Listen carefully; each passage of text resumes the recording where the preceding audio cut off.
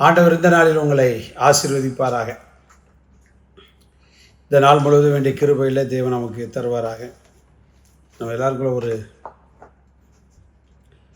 என்ன அப்படின்னா, வாழ்க்கையில் நம்ம எப்போதுமே வெற்றி பெறணும்.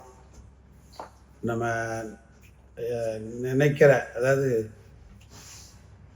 நினைக்கிற காரியத்தை நம்ம அடையணும், அதை சாதிக்கணும் அப்படிங்கிற ஆசை நம்ம மனதில் எப்போதுமே ஓடிக்கிட்டு இருக்கோம். இந்த அனுதின கண்மொழி நிகழ்ச்சியை கேட்டு அருமையான தேவனுடைய பிள்ளைகளே, வெற்றி வாகை சூடணும் அப்படின்னு நினைக்கிற நம்முடைய வாழ்க்கையில் இது நமக்கு தேவை என்பதை வேதம் தெளிவாய் சொல்லுகிறதை பார்க்கிறோம்.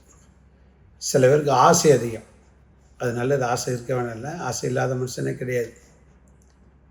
ஆனால் பைபிள் என்ன சொல்லுது அப்படின்னா, சோம்பேறினுடைய மனம் விரும்பியும் ஒன்று பெறாது அப்படின்னு சொல்லுது.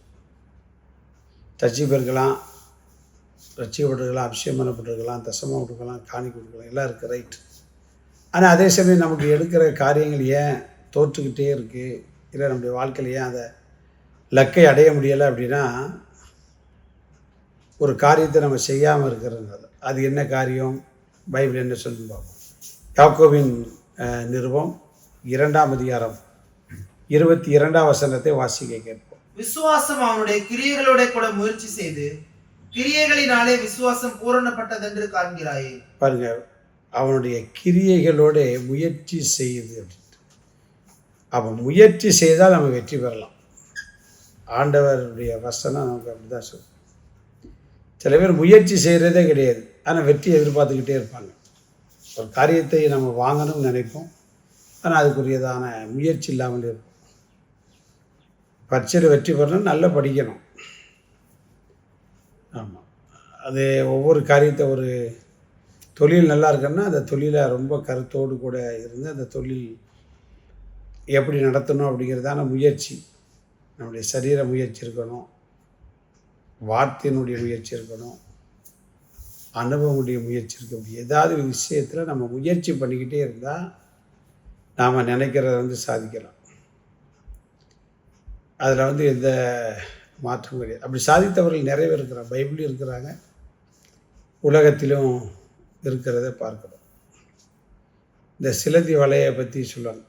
நம்ம எத்தனை முறை அதை நம்ம எடுத்து போட்டாலும் கூட அதை நினைச்சிடும், அது கட்டிடுது. எறும்புடைய புற்று பார்த்தீங்களா, நம்ம தூத்துருவோம், அது மூடிடும், ஆனால் திரும்ப பார்த்தா அதை எதுவுமே நினைச்சோம். காரணம் அது மட்டும் அதனுடைய முயற்சி அப்படிப்பட்டது.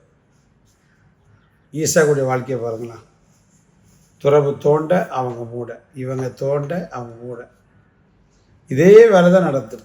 ஆனாலும் ஈசாக்கு நம்முடைய வேலைக்காரன் சளைத்து போகவில்லை, சோர்ந்து போல திரும்ப திரும்ப திரும்ப தோண்டியிருக்காங்க. தோண்ட தோண்ட ஆண்டவர் நினைச்சிருக்கிறாரு, நீர்த்தை கொடுத்துக்கிட்டே இருந்திருக்காரு. ஆமாம், ஏசேக்கு சித்தனா அதெல்லாம் போய் அடுத்து ஒரு ரெகபத்தை கொடுக்குறாரு பாருங்க. அந்த ஆதியாகமம் 26 கடைசியில் நீங்கள் பார்க்கும்போது பார்த்தீங்கன்னா, திரும்பவும் வேலைக்காரர்கள் தோண்டி அவங்களும் தண்ணி கண்டார்கள் என்று சொல்லப்படுது. காரணம் என்னென்னா, அவருடைய முயற்சியை ஆண்டவர் ஆசீர்வதிக்கிறார். நம்முடைய வாழ்க்கை நாம் முயற்சி செய்தால் அந்த முயற்சியை கர்த்தர் செய்வார். சகையுடைய முயற்சி தான் இயேசு அவனை கண்டது. எப்படியாவது இயேசுவை பார்க்கணும்னு நினச்சா முடியலை, காட்டுத்தி மரத்தில் போய் ஏறினா அந்த முயற்சியை தேவன் அங்கீகரித்து அவனோடு கூட தங்கினார் என்று வரும். ஆனால் இன்றைக்கு இந்த கர்மலித்தை நிகழ்ச்சி கேட்ட அருமையான தேவனுடைய பிள்ளைகளை, ஒரு காரியத்தை அடையணும், முயற்சி செய்யுங்க. சோம்பேறித்தனம் இல்லாதபடிக்கு முயற்சி செய்ய, வெற்றி உங்களுடையது. God bless you.